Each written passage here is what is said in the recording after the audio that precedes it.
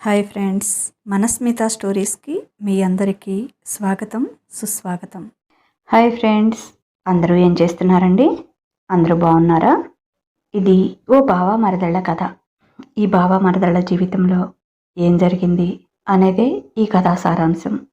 ఇది ఓ రీల్కి వచ్చిన కామెంట్ చూసి ఈ కథ రాశాను.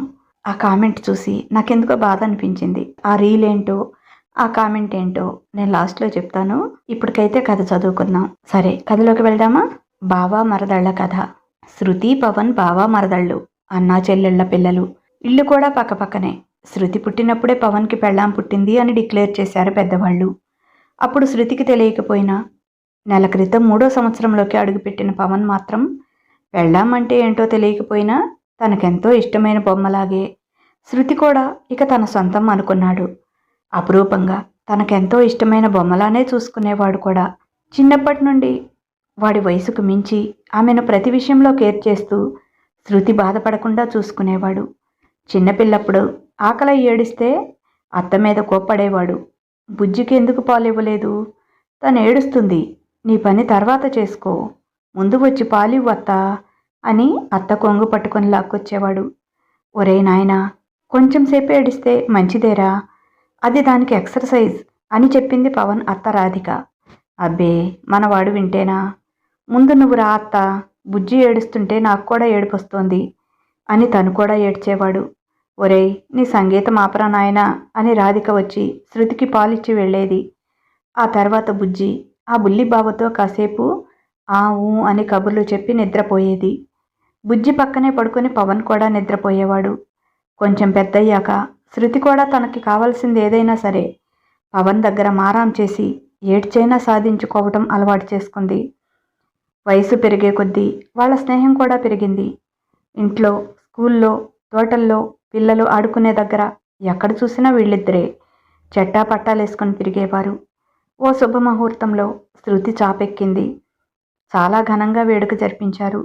ఊళ్ళో ఇళ్ల పక్కల వాళ్ళిద్దరి గురించి ఏదో ఒకటి అంటున్నారని, ఒరే పవన్, ఇదివరకులా శృతితో ఎలా అంటే అలా తిరగకూడదు.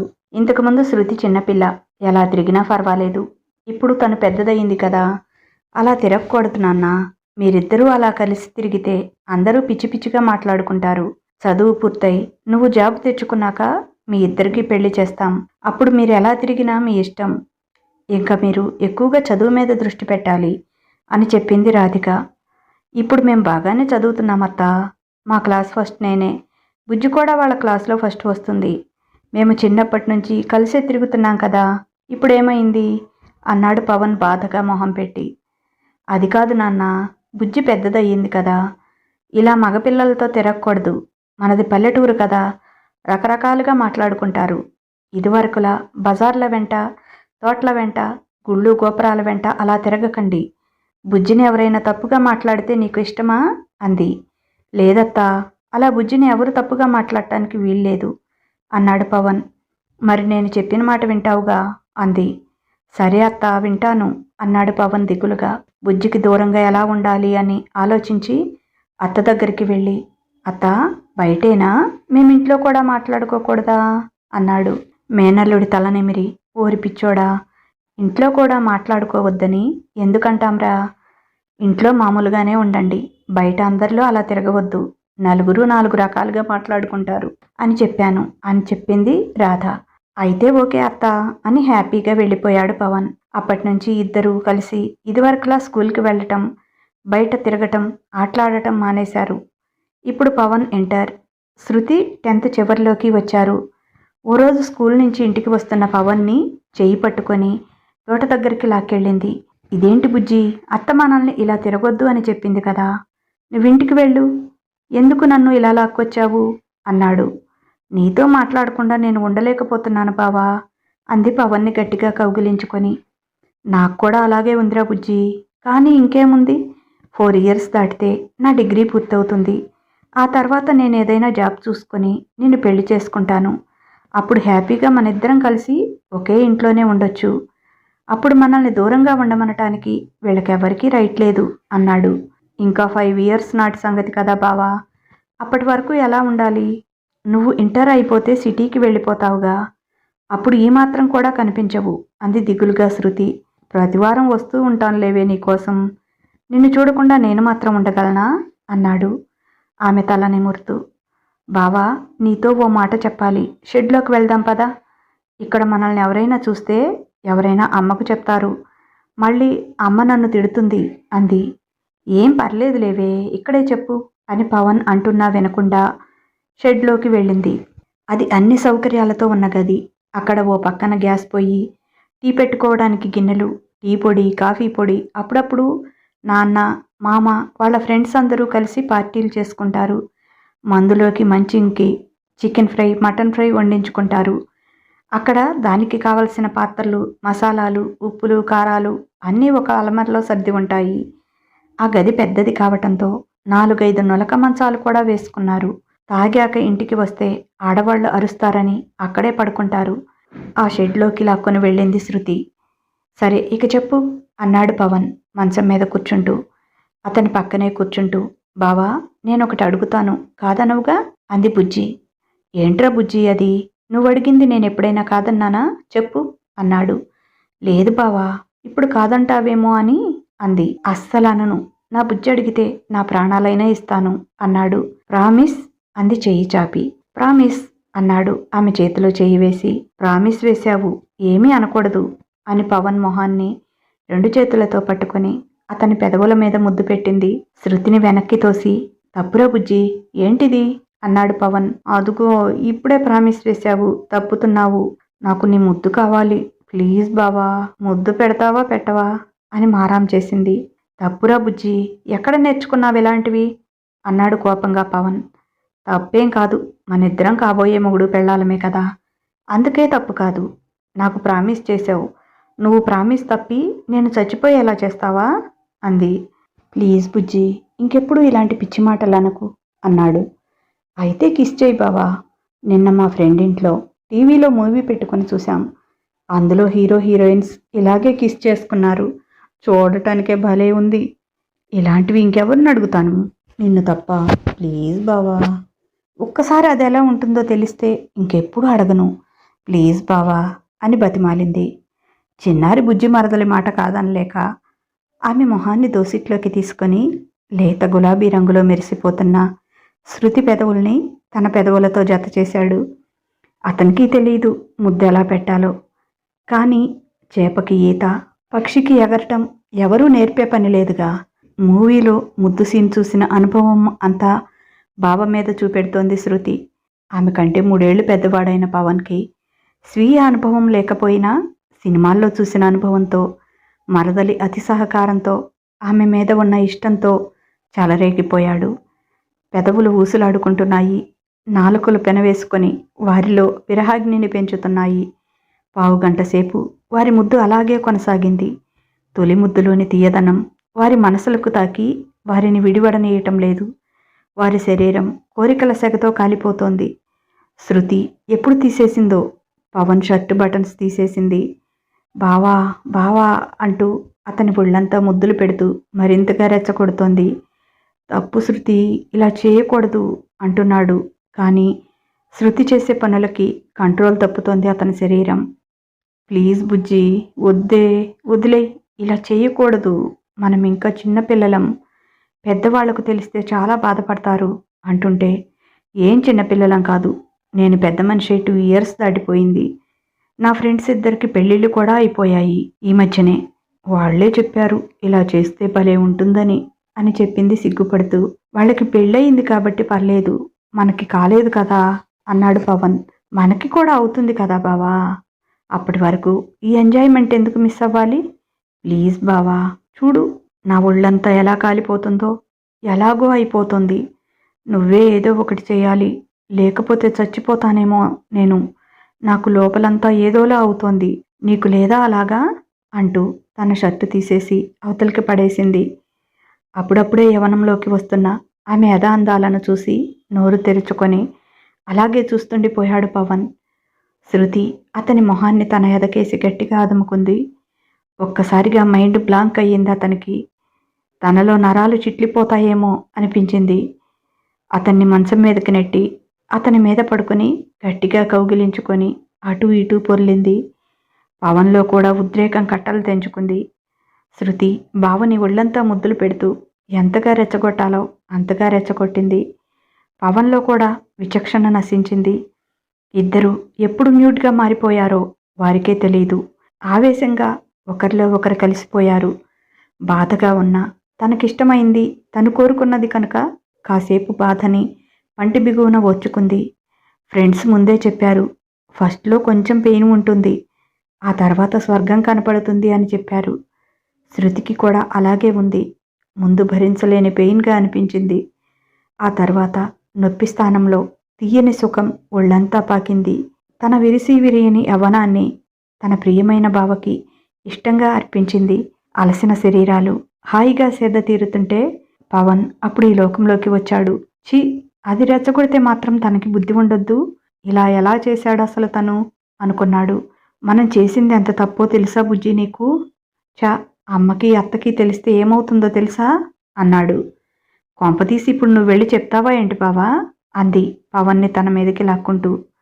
ఏయ్, ఏంటే నీకు ఆటలుగా ఉందా? ఇంకా పిచ్చి వేషాలు వేస్తున్నావు? ఏం జరుగుతుందో అర్థమవుతుందా నీకు అన్నాడు. నిజంగా నా మీద ఒట్టేసి చెప్పు బావా, నీకు నచ్చలేదా ఇది? నాకైతే చాలా నచ్చింది అంది. నాకు అంతకంటే బాగా నచ్చింది. ఇక్కడ నచ్చటం కాదు ముఖ్యం, మనం పెళ్లి కాకుండా ఇలా చేయటం చాలా తప్పు అన్నాడు పవన్. నాకు మళ్ళీ కావాలి బావా. ఏం కాదులే బావా, ఇప్పుడు పెళ్లి కాకపోతే ఏం, ఇంకో 4 సంవత్సరాల తర్వాత అవుతుంది, అంతే కదా, మనకి పెళ్లి కావటం అయితే ఖాయం కదా అంది. అవును కానీ ఇలా చేయటం తప్పే బుజ్జి, ఇంకెప్పుడు ఇలా ఫోర్స్ చేయకు. ఛ, నేను కూడా కంట్రోల్ చేసుకోలేకపోయాను అన్నాడు. సరేలే బావా, నచ్చిందంటూనే బోడి బెట్టి చేస్తావు అంటూ పవన్ని తన మీదకి లాక్కొని అతని మీద ముద్దుల యుద్ధం మొదలుపెట్టింది. వదిలే బుజ్జి ప్లీజ్ అని గింజుకున్నాడు. ప్లీజ్ బావా, ఇందాక ఫస్ట్ టైం కదా, పెయిన్గా అనిపించి ఎంజాయ్ చేయలేకపోయాను, సెకండ్ టైం చాలా మజా వస్తుందంట, ప్లీజ్ బావా, ఒకసారి అలాగో చేశాం కదా, ప్లీజ్ ప్లీజ్ అంటూ అతని పెదవుల్ని అందుకొని గాఢంగా ముద్దు పెట్టసాగింది. దానితో పవన్ మళ్ళీ కంట్రోల్ తప్పాడు. మొదటిసారి ఇద్దరూ తడబడుతూనే భయం భయంగా కానిచ్చారు. తొలిసారి వచ్చిన అనుభవంతో ఈసారి మరింతగా రెచ్చిపోయారు. నిజంగానే స్వర్గంలో విహరిస్తున్నట్లుగా అనిపిస్తోంది ఇద్దరికీ. ఓ గంట తర్వాత ఇద్దరూ బాత్రూంకి వెళ్ళి వచ్చి డ్రెస్ వేసుకున్నారు. పవన్ తన మెడలో ఉన్న చైన్ తీసి శృతి మెడలో వేశాడు. పెళ్లి కాకుండా ఇలాంటి పనులు చేయకూడదు బుజ్జి, మనకు పెళ్ళి అయ్యే వరకు ఇదే తాళి అనుకుందాం అన్నాడు. తన మెడలో ఉన్న చైన్ తీసి పవన్కి వేసింది. ఇద్దరికీ ఒకేలాంటి చైన్లు చేపించి ఇద్దరి మెడలో వేసింది చిన్నప్పుడు వాళ్ళ అమ్మమ్మ. లాకెట్లో మాత్రం ఒకరికి రెడ్ స్టోన్, ఒకరికి గ్రీన్ స్టోన్ వేసి చేపించింది. అందుకే అవి ఎవరూ గుర్తుపట్టలేరు. ఇప్పుడు మనిద్దరం దండలు కూడా మార్చుకున్నాం. ఇప్పుడు మనకి పెళ్ళైపోయింది బావా, ఇప్పుడు మనం మొగుడు పెళ్ళాలం అయిపోయాం, ఇప్పుడు మనిద్దరం ఒకటే కదా బావా అంది హ్యాపీగా శృతి. అవును శృతి, నువ్వు ఎప్పటికీ నాదానివే, నువ్వు లేకపోతే నేను అస్సలు బ్రతకలేనే అన్నాడు ప్రేమగా ఆమెను హత్తుకుంటూ. అవును బావా, నేను కూడా అంతే, నువ్వు లేకపోతే నేను బ్రతకలేను, నీకోసం నేనేమైనా చేస్తాను అంది. సరే పద ఇంటికి వెళ్దాం అని అనుమానంగా, దీనివల్ల నీకు ప్రెగ్నెన్సీ వస్తే ఎలానే, అప్పుడు అందరికీ తెలిసిపోతుంది కదా, గొడవ అవుతుందేమో అన్నాడు. అలా ఏం కాదులే బావా, నా ఫ్రెండ్ కొన్నాళ్ళు పిల్లలు వద్దు అని టాబ్లెట్స్ వాడుతోందంట, అవి నాకిచ్చింది, అవి వేసుకుంటే అలాంటిదేమీ కాదంట, నేను ముందే ఆ టాబ్లెట్ వేసుకున్నాను అంది. అయితే ముందే ఇదంతా ప్లాన్ చేసుకున్నావా అన్నాడు పవన్ నవ్వుతూ. అవును బావా, మా ఫ్రెండ్స్ చెప్పిన దగ్గర నుంచి నాకు చాలా ఎగ్జైటింగ్గా ఉంది.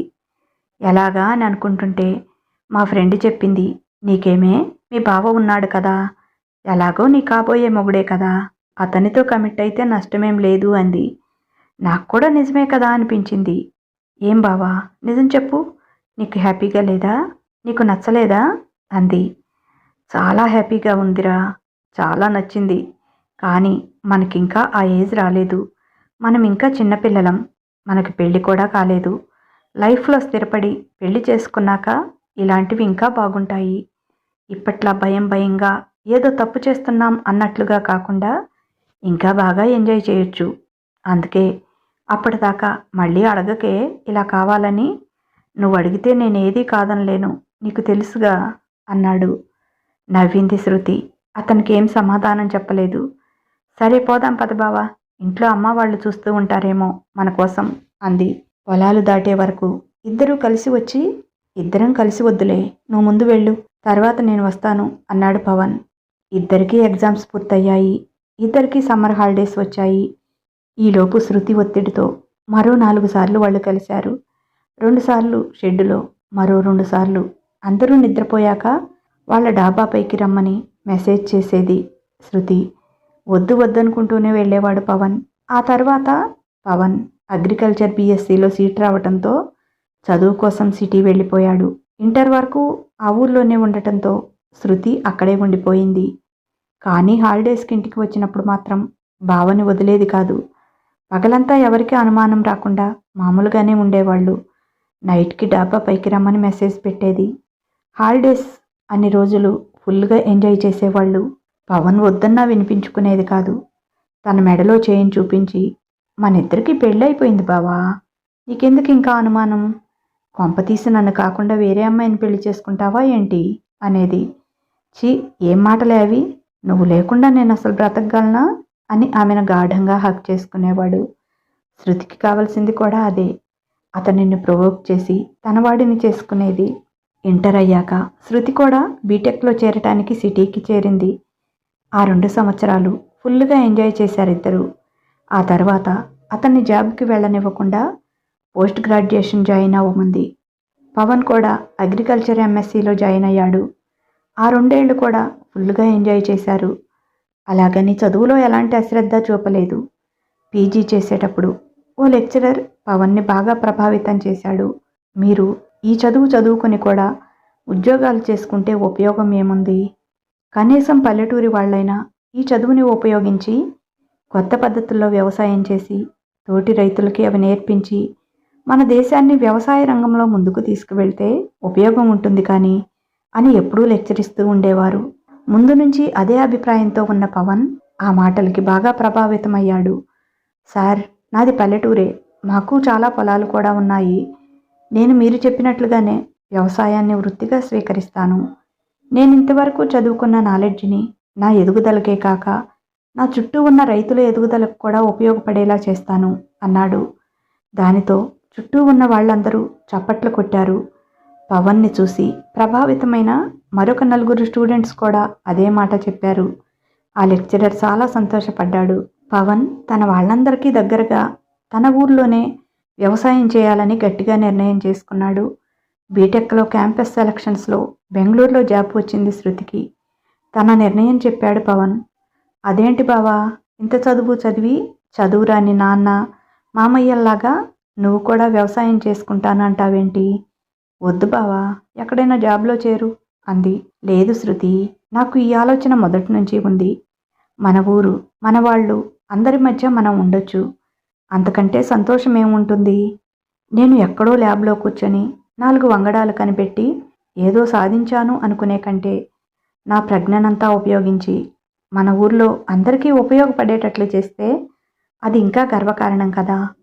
మనల్ని ప్రేమించే వాళ్ళు కూడా ఎప్పుడూ మన చుట్టూ ఉంటారు. అమ్మా నాన్నను వదిలి దూరంగా వెళ్ళే పని ఉండదు. నేను అగ్రికల్చర్ బీఎస్సీలో చేరిందే అందుకు, నాకు ఉన్న వ్యవసాయం మీద ఇష్టంతోనే అని చెప్పాడు. శృతి ఏమీ మాట్లాడలేదు. నీ ఇష్టం బావా, నాకు మాత్రం కొన్నాళ్ళు జాబ్ చేయాలని ఉంది, ఆ లైఫ్ కూడా కొన్నాళ్ళు ఎంజాయ్ చేయాలని ఉంది అని చెప్పింది.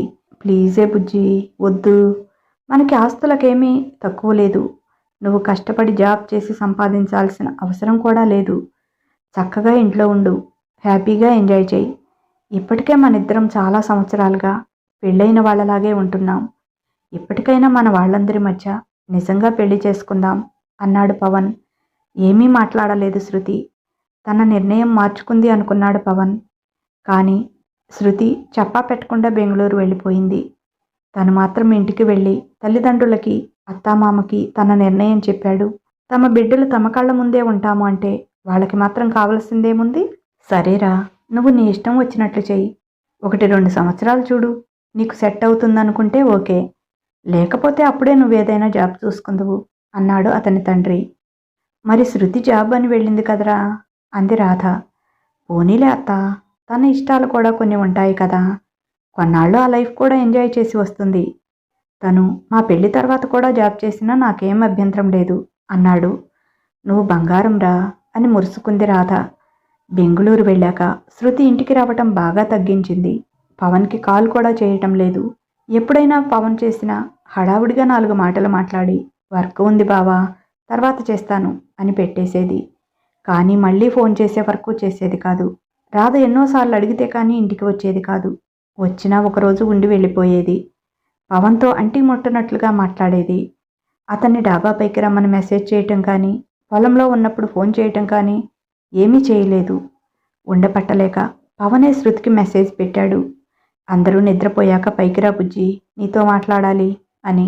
నాకు నిద్ర వస్తుంది బావా, మళ్ళీ రేపు మార్నింగ్ నేను వెళ్ళాలి అని మెసేజ్ పెట్టింది.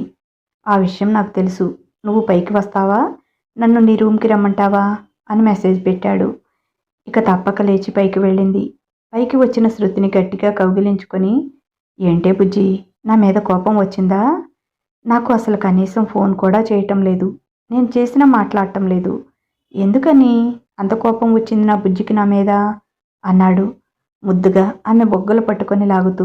నాకెందుకు బావా నీ మీద కోపం, నేనేదో వర్క్ టెన్షన్లో ఉండి నీకు ఫోన్ చేయటం లేదు అంతే అంది. అవునా, నువ్వు వచ్చిన దగ్గర నుంచి చూస్తున్నాను, అదే పనిగా ఫోన్లో మాట్లాడుతూనే ఉన్నావు. వాళ్ళందరితో మాట్లాడడానికి ఖాళీ ఉంటుంది కానీ నాతో మాట్లాడటానికి మాత్రం ఖాళీ ఉండటం లేదా నీకు అన్నాడు అలిగినట్లుగా మొహం పెట్టి. అదేం లేదు బావా, నిజంగా వర్క్ ఎక్కువగా ఉంటుంది అంది. సెలవు రోజులైనా ఫోన్ చేయవే, నువ్వు మాట్లాడకపోతే నాకు పిచ్చెక్కిపోతుంది. అసలు నిన్ను చూడకుండా నీకు దూరంగా ఉండటం నాకు ఎంత నరకంగా ఉంటుందో తెలుసా అన్నాడు ఆమెను గట్టిగా హగ్ చేసుకొని ఆమె పెదవులందుకుంటూ. తనకు ఆమె మీద ఉన్న ప్రేమని, తను ఆమెను ఎంతగా మిస్ అయ్యింది ఆ ముద్దులోనే చూపిస్తున్నాడు. కాసేపటికి ఆమెకు ఊపిరి అందకపోతే ఆమెను వదిలేశాడు. ఏంటి బావా ఇది, నన్ను వదులు, చంపేస్తావా ఏంటి అంది కోపంగా. ఇంతకుముందు తను ఎంత ఫోర్స్గా కిస్ చేస్తే అంత ఎక్కువ ఇష్టపడే మరదలు అలా అనటంతో అతను మరోలా అర్థం చేసుకున్నాడు. ఏంటే, జాబ్లో చేరాక నీకు సిగ్గు కూడా ఎక్కువైందా ఏంటి? నేను వద్దంటున్నా నా మీద పడిపోయేదానివి, ఇప్పుడు వదులు అంటున్నావు. ఓహో, వదులుగా పట్టుకున్నానా అని మరింత గట్టిగా హక్ చేసుకొని తొలిసారి ఆమె కాదంటున్నా ఆమెను తనదాన్ని చేసుకున్నాడు. ఇన్నాళ్ల విరహం అతన్ని పిచ్చివాడిని చేసింది. ఆ పిచ్చిలో అతను గమనించలేదు కానీ ఇంతకు ముందులా శృతి తనని అల్లుకుపోలేదు. తనకి పెద్దగా సపోర్ట్ ఇవ్వలేదు. తన ప్రేమ పిచ్చిలో అదంతగా పట్టించుకోని పవన్, ఇక నేను వెళ్తాను బావా, నిద్ర వస్తుంది అని వెళ్ళబోతున్న శృతిని తన మీదకు లాక్కొని, ఎక్కడికే వెళ్ళేది, నాకు ఇలా అలవాటు చేసి పిచ్చోడిని చేసి వెళ్ళిపోయావు, ఇప్పుడు నిజంగా పిచ్చోడిని అయిపోతున్నానే నువ్వు గుర్తుకు వస్తుంటే. ఇంకా జాబ్ చేసిన వరకు చాలే, వచ్చేయివే ఇంటికి, పెళ్లి చేసుకుందాం అన్నాడు. ఇదండి కదా, ఎలా ఉంది, బాగుందా, మీకు నచ్చిందా? ఇంతకీ శృతి ఎందుకలా మూడీగా ఉంటుంది? ఆమె అభిప్రాయం మార్చుకుందా? పవన్ అడిగినట్లుగా జాబ్కి రిజైన్ చేసి ఇంటికి వస్తుందా? ఏమో, ముందు భాగంలో తెలుసుకుందాం అసలు కథ ఏంటో. యూట్యూబ్లో చూసిన ఓ షార్ట్కి వచ్చిన కామెంట్ ఆధారంగా ఈ కథ రాశాను. ఆ రీల్ ఏంటంటే, వాళ్ళిద్దరూ మాజీ లవర్స్ ట్రైన్లో కలుసుకున్నారు. ఆమె తన భర్తతో జర్నీ చేస్తూ ఉంటుంది. వాళ్ళని చూసి ఇతను బాధగా ఫీల్ అవుతాడు. షార్ట్ అది. దానికి నేను కూడా ఏదో చిన్న కామెంట్ పెట్టాను. దానిలో వచ్చిన ఒక కామెంట్ ఏంటంటే, నా మరదలు కూడా ఇలాగే నన్ను ప్రేమించానని చెప్పి నాకు జాబ్ లేదని వేరే అతన్ని పెళ్లి చేసుకుని వెళ్ళిపోయింది. ఆ తర్వాత 2 పిల్లలు పుట్టాక అతను చనిపోయాడు. ఇప్పుడు నా దగ్గరకు వచ్చి ఏడుస్తుంది, నేనేం చేయాను అన్నట్లుగా కామెంట్ పెట్టాడు. ఎందుకో ఆ రీల్ కంటే ఈ కామెంట్ నా మనసుని బాగా ఆకట్టుకుంది. ఆ కామెంట్కి నాకు తెలిసిన ఓ స్టోరీని జత చేసి ఈ కథ రాస్తున్నాను. ఈ కథకి ప్రేరణ మాత్రం ఆ కామెంటే. ఒక్కోసారి ఒక చిన్న మాటలోంచే ఓ మంచి కథ పుడుతుంది అనటానికి నాకు ఈ కథ బాగా నచ్చింది. అందరికీ నచ్చుతుందో లేదో తెలియదు, నా మనసులో మాట చెప్తున్నాను. ఇలా ఎవరు ప్రేమించిన వ్యక్తిని స్వార్థం కోసం మోసం చేయకూడదు. ఈ కథ కనుక మీకు నచ్చినట్లయితే తప్పనిసరిగా ఒక లైక్ ఇవ్వండి. మీకు ఎలా అనిపించిందో ఓ చిన్న కామెంట్ పెట్టండి. మనస్మిత స్టోరీస్, మన మాటే మంత్రం సబ్స్క్రైబ్ చేసుకోండి. మీకు తెలిసిన వారికి కూడా షేర్ చేయండి. ఇక ఉంటాను, బాయ్. మీ లక్ష్మి ఘంట.